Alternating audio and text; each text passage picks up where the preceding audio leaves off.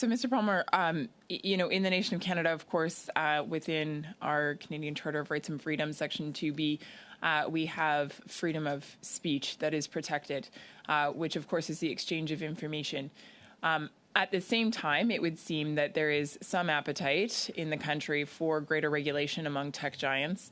How do you balance that between the internet being this vast and magical space where people have access to information and can curate that according to their desire, and where the exchange of ideas can take place freely, but also, of course, wanting to make sure that people are able to do that in a way that is, I don't know, should they want to do that in a way that is safe? I mean, safe has a number of definitions here. I mean, it is very difficult to be able to say when it is that you shouldn't be able to access certain information or certain services. And this is a dilemma that lawmakers are going to face and that individuals are going to face constantly and chronically in this space. Mr. Palmer, I just want to come back to our conversation earlier.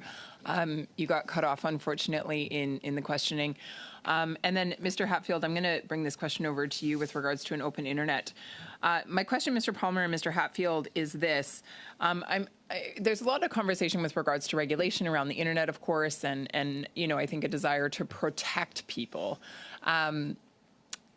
What are the dangers when the government involves itself in protecting people from certain ideologies, certain beliefs, certain values, or certain exchanges of information?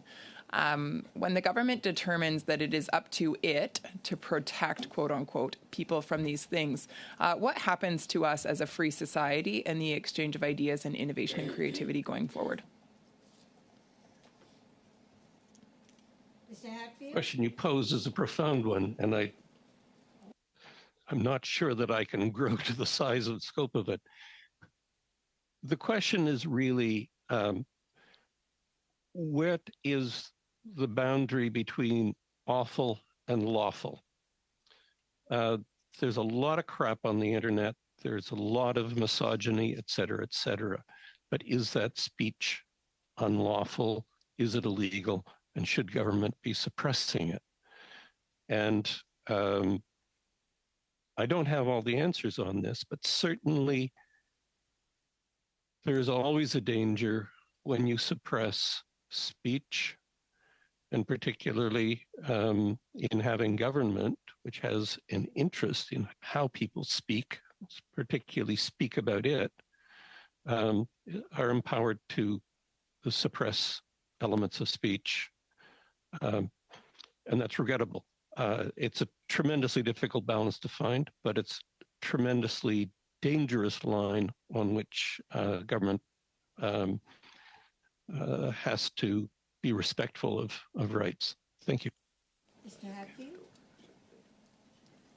Yeah, it's a great question. I think lawful but awful speech is a lot of what many people experience daily on platforms that they don't like. There's always going to be quite a bit of that speech, and you really can't regulate away things that are functionally dog whistles. People just find new ways of expressing that. When we're looking at how platforms are influencing the problem, we need to look at to what extent are they reflecting society and to what extent are they amplifying or driving some of these things. And that's where greater researcher access to figure out the question of that is really important.